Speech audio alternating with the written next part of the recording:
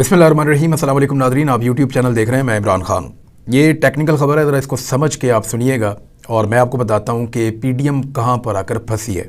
मामला ये है कि दो चीज़ें ऐसी थीं जो इमरान खान साहब से छीनी गई थी जब वो वज़ीर-ए-आज़म पाकिस्तान थे और उनकी हर सतह पर मुखालफत की गई थी। पीडीएम की सारी जमातें तो मुखालफत करती थी, वो पॉलिटिकल स्टेक होल्डर हैं, लेकिन जो सबसे बड़ी स्टेक होल्डर है पाकिस्तान की एस्टेब्लिशमेंट, जो सियासी हालात पर हमेशा कंट्रोल करना चाहती है, उन्होंने एक चीज़ की पूरी कोशिश की थी कि ये दोनों चीज़ें पाकिस्तान के अवाम को ना मिलें। उनमें एक चीज़ थी electronic voting machine. Electronic voting machine एक ऐसा वोटिंग का सिस्टम है जिसमें पाकिस्तान भर में कोई एक शख्स दूसरा वोट नहीं डाल सकता, जिसमें वोटों की गिनती के अंदर हेर फेर नहीं हो सकता, जिसमें बाहर से लाकर नए वोट शामिल नहीं किए जा सकते, जिसमें पहले से डब्बे नहीं भरे जा सकते और जिसमें बाद में धांधली का इम्कान नहीं होता और सबके पास वेरीफाइड रिजल्ट आ जाता है। इसमें धांधली करने के इम्कान ख़त्म हो जाते हैं। एस्टेब्लिशमेंट अगर मुदाखलत करके चंद सीटों को यहाँ से वहाँ करना चाहे तो वो नहीं कर सकेगी। जो रवायती सियासी जमातें पुराने धांधली के तरीक़ों पर कारबंद हैं, वो धांधली के तरीके फ़ेल हो जाते हैं इस मशीन के सामने। तो जब मैंने इस मशीन को देखा था उस वक्त भी मुझे इस बात का आइडिया था कि पीडीएम की जमातें तो नहीं मानेंगी, लेकिन पाकिस्तान की एस्टेब्लिशमेंट भी इस मशीन की मुखालफत करेगी, क्योंकि इलेक्शन के ऊपर से उनका कंट्रोल ख़त्म हो जाएगा और वो ये कंट्रोल अपने हाथ से कभी नहीं जाने देंगे। बेशुमार लोग जो हैं वो एस्टेब्लिशमेंट से सिर्फ इसलिए बनाकर रखते हैं कि उन्हें इस बात का आइडिया है कि इलेक्शन वाले दिन ये लोग कोई भी सरप्राइज़ दे सकते हैं। ये लोग एक जीती हुई सीट को हारी हुई नशिस्त के अंदर कन्वर्ट कर सकते हैं और आप बाद में जितना मर्जी धांधली का शोर मचाएं, वहाँ पे फिर अदलिया में आपका केस ही चलता रहता है और 5 साल गुजर जाते हैं और जो शख्स धांधली करके आया होता है वो 5 साल वहाँ पे अवाम का मुंतखब नुमाइंदा बन के रहता है, कम वोट लेने के बावजूद। तो इलेक्ट्रॉनिक वोटिंग मशीन छीन ली थी। दूसरी जो चीज़ छीनी गई, जिसके लिए इमरान खान साहब ने कानून साजी भी की थी, वो थी ओवरसीज़ पाकिस्तानियों के वोट का हक। ये एक बहुत इंपॉर्टेंट चीज़ है और ये एक ऐसी चीज़ है जिससे सब भाग रहे थे। जब इमरान खान साहब एस्टेब्लिशमेंट की आंखों में खुटकने लगे और उन्हें लगा कि इस शख्स की ज़रूरत नहीं है, रजीम चेंज ऑपरेशन का फैसला हो गया। जब पाकिस्तान में पीडीएम की जमातों को इकट्ठा करके हुकूमत में लाने का फैसला हुआ तो ये फैसला भी हो गया कि इमरान खान को दोबारा वापस नहीं आने देना। ओवरसीज़ पाकिस्तानी, आप दुनिया में कहीं भी ट्रैवल करें, जिस मर्जी मुल्क में जाएं, आपको 90% से ज़्यादा पाकिस्तानी इमरान खान के सपोर्टर मिलेंगे। ओवरसीज़ पाकिस्तानी जो हैं वो उन मुल्कों में रहते हैं जो मुल्क पाकिस्तान से ज़्यादा खुशहाल और बेहतर हैं, इसीलिए वो पाकिस्तान को छोड़कर उन मुल्कों में जाते हैं। वो मुल्क खुशहाल इसलिए हैं कि वहाँ पे आवाम को इज़्ज़त दी जाती है और जो अल्ले तल्ले और जिस तरह की मौज मस्ती यहाँ पे सियासतदानों को मैसर है, वैसी उन मुल्कों में नहीं है। तो वो जो ओवरसीज़ पाकिस्तानी जो कुछ बाहर देखते हैं, उसके बाद उन्हें रवायती सियासी जमातों से नफरत हो जाती है, इसलिए वो इमरान खान साहब को वोट डालना चाहते हैं। 90% से ज़्यादा लोग ऐसे हैं ओवरसीज़ पाकिस्तानियों में जो इमरान खान के वोटर हैं और जब भी इनको आजमाया गया तो इनमें वोट डालने की रेशो भी पाकिस्तान के अंदर रहने वालों से ज़्यादा है। यानी एक तजुर्बा किया गया था 2018 के ज़िमनी इंतखाबात में, तो पता चला कि ये लोग 80% तक वोट डालते हैं। यानी इन्हें इतना वोट डालने का शौक है कि अगर एक जगह पे 100 वोट मौजूद हैं तो 80 लोग वोट डालने आएंगे। और अजीब बात यह है कि उन 80 लोगों में से 75-76 लोग जो हैं वो इमरान खान साहब को वोट डालेंगे। तो ऐसी सूरत में एस्टेब्लिशमेंट ने और पीडीएम की जमातों ने मिलकर ओवरसीज़ पाकिस्तानियों के वोट का हक खत्म कर दिया था। इस मामले को अदालत में ले जाया गया। ओवरसीज़ पाकिस्तानी हर तरफ आवाज़ें उठा रहे थे। अब ये केस, ये मैंने आपको सारी बात समझाई है किसी वजह से, अब आपको ला रहा हूं उस बड़ी खबर की तरफ। अब ये केस जो है पीडीएम की बहुत सारे शोर के बावजूद, उनके एतराज़ात के बावजूद, चीफ जस्टिस ऑफ पाकिस्तान डट गए हैं। सुप्रीम कोर्ट में ओवरसीज़ पाकिस्तानियों की वोटिंग से मुताल्लिक दरखास्तें समाअत के लिए मुकर्रर कर दी गई हैं। 3 मार्च को इसकी समाअत करेगा सुप्रीम कोर्ट ऑफ पाकिस्तान का 3 रुकनी बेंच। इस बेंच की सरबराही करेंगे जस्टिस जनाब एजाजुल एहसन साहब और दीगर दो मुअज़्ज़ज़ जज साहिबान इसमें हैं। उनमें एक जस्टिस मुनीब और एक जस्टिस जनाब मज़ाहिर नकवी साहब। अब ये 3 जजेस ओवरसीज़ पाकिस्तानियों के वोट के हक के लिए वहां पे केस सुनेंगे। अब पीडीएम कभी नहीं चाहेगी कि ओवरसीज़ पाकिस्तानियों को वोट का हक मिले, क्योंकि इस प्रोसीजर में थोड़ा सा टाइम लगना है। अगर अदालत ये फैसला कर देती है अगले 1 महीने के अंदर या 1.5 महीने के अंदर कि ओवरसीज पाकिस्तानियों को वोट का हक हर हाल में दिया जाए, तो फिर इसकी तैयारी में 1-2-3 महीने लग जाएंगे। यानी 4-5 महीने के अंदर अंदर ओवरसीज पाकिस्तानियों के पास वोट डालने का हक आ जाएगा और उसका तरीकाकार भी तय हो जाएगा। पाकिस्तान के अंदर कौमी असेंबली के कम से कम 100 हल्के ऐसे हैं जहां पे ओवरसीज पाकिस्तानियों के वोट से फर्क पड़ता है, यानी वहां पे नशिस्त इधर से इधर जा सकती है। और लगभग 70 हल्के ऐसे हैं जहां पे बहुत बड़ा फर्क पड़ता है, और लगभग 50 से ज्यादा हल्के ऐसे हैं जहां पे फैसला कुन फर्क पड़ता है ओवरसीज पाकिस्तानियों के वोटों से। अब पीडीएम ये सारी सीटें हारना नहीं चाहती और ये सारी सीटें इमरान खान साहब को मिल जाएंगी। पीडीएम बुरी तरह फंस गई है। अगर इलेक्शन को डिले के अंदर लेकर जाती है या कौमी असेंबली के, क्योंकि सूबाई असेंबली के इलेक्शन तो 90 दिन के अंदर अगर होने हैं और वो होने हैं आईने पाकिस्तान के मुताबिक, तो वो तो 9 अप्रैल से 16 अप्रैल के बीच में किसी भी दिन हो जाएंगे। यानी इससे पहले पहले ही होने, इससे आगे जाना तो मुमकिन नहीं है जब तक कि कोई कंसेंसस नहीं बन जाता सारी पॉलिटिकल पार्टीज का। तो रमजानुल मुबारक के अंदर ये इंतखाबात आने हैं। बहुत ज्यादा भी होगा तो सारे मिलकर फैसला करेंगे कि रमजानुल मुबारक के बाद, यानी छोटी ईद के बाद ये इंतखाबात करवा दिए जाएं। बहुत मुमकिन है कि ये हो जाए, लेकिन 90 दिन और आईनी हद के मुताबिक रमजानुल मुबारक के बीच में इंतखाबात होने हैं। अब ये वाला मामला तो हो गया सेटल। ये वाले इंतखाबात, इनमें ओवरसीज पाकिस्तानियों का वोट, ये बहुत मुश्किल चीज है। और वो मुश्किल इसलिए है कि जब अदालत कहेगी कि इसको किया जाए तो फिर इलेक्शन कमीशन टाइम मांगेगा, और जब टाइम मांगेगा तो 90 डेज से ऊपर जाएगा। तो हो सकता है यहां पे ना हो, लेकिन कौमी असेंबली के इंतखाबात में, सिंध के इंतखाबात में, बलूचिस्तान के इंतखाबात में ये ओवरसीज पाकिस्तानियों का वोट शामिल हो जाएगा। इस्लामाबाद वाले इंतखाबात के अंदर भी कौमी असेंबली के होंगे, वो पूरे पाकिस्तान में ही होंगे। तो ओवरसीज पाकिस्तानियों का वोट शामिल होने से वहां बहुत बड़ा फर्क पड़ जाएगा। अब पीडीएम फंस गई है बुरी तरह। जल्दी इंतखाबात करवाती है तो इलेक्शन हार जाते हैं। इकोनॉमी का बेड़ा गर्क कर दिया, कुछ पल्ले नहीं है। आईएमएफ की मुश्किल तरीन शराइत मानने पर ये लोग मजबूर हैं। और अगर इलेक्शन को डिले करती है या दूर लेकर जाती है तो ओवरसीज पाकिस्तानी मुमकिन तौर पे वोट डालने के काबिल हो जाएंगे। अभी लगभग तंग आके 8.5 लाख पाकिस्तानी, 8.5 लाख पाकिस्तानी इस एक साल में पीडीएम की हुकूमत बनने के बाद से लेकर अब तक तंग आकर पाकिस्तान छोड़ चुके हैं। वो किसको वोट डालेंगे?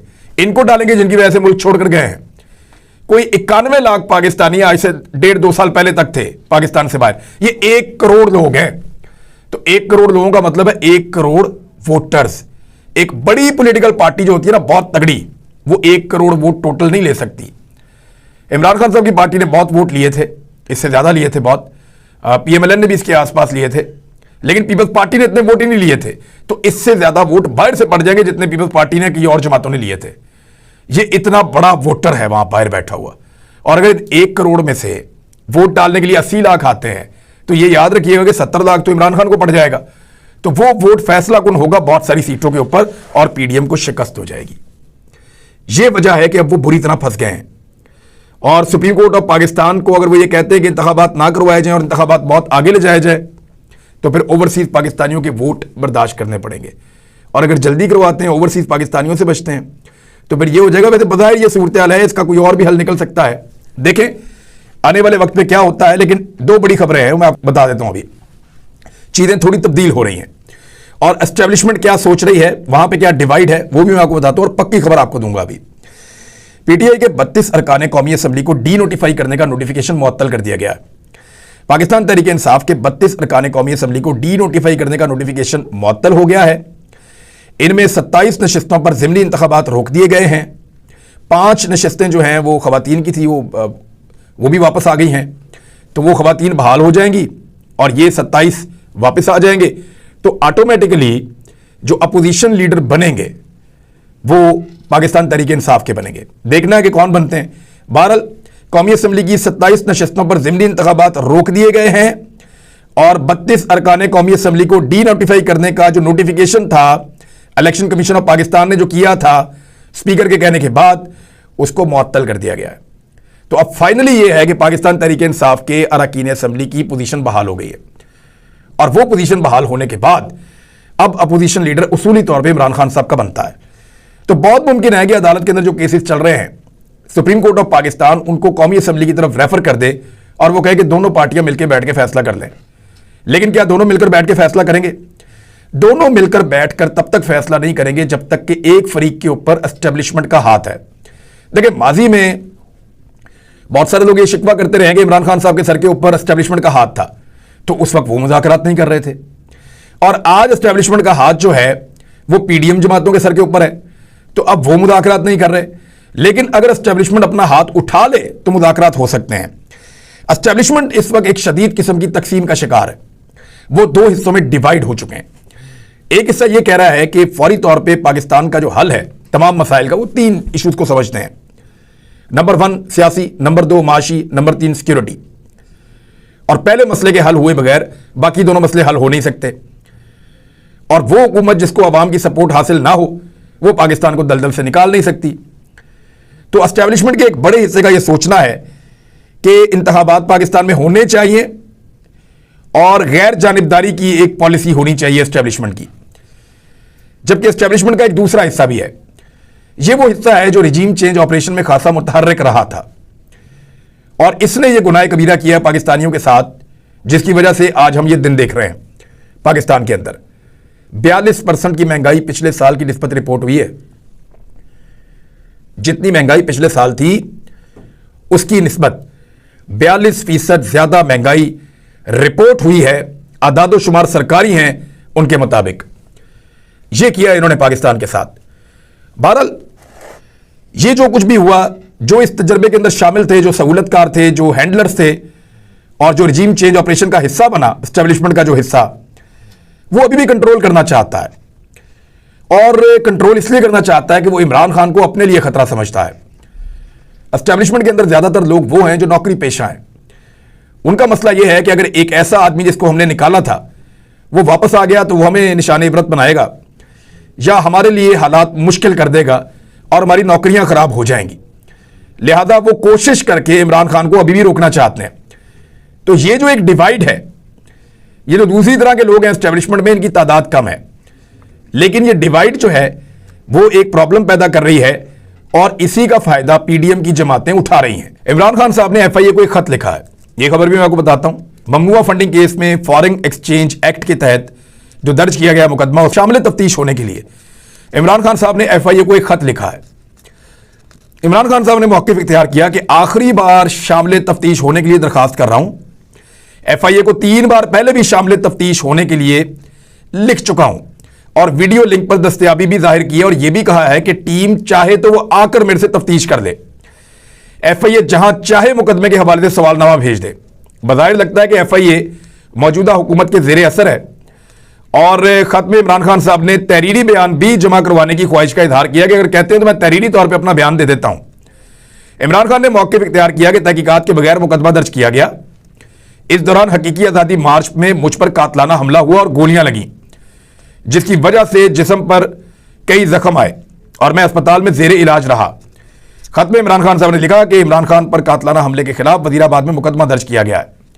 इमरान खान ने 3 दिसंबर, 30 जनवरी और 4 फरवरी को एफआईए को खत लिखा और वीडियो लिंक या खत के जरिए अपना बयान रिकॉर्ड करवाने के लिए एफआईए से दरखास्त की। तफ्तीश के लिए वो अपनी टीम लाहौर भेज दें। एफआईए ने बैंकिंग कोर्ट को इमरान खान के साथ ताउन करने की यकीन दहानी करवाई। ताहम कई बार दरखास्त के बावजूद एफआईए ने ताउन नहीं किया। अब यह हो रहा है इस वक्त कि इमरान खान साहब कह रहे हैं आओ मेरे से तफ्तीश करो।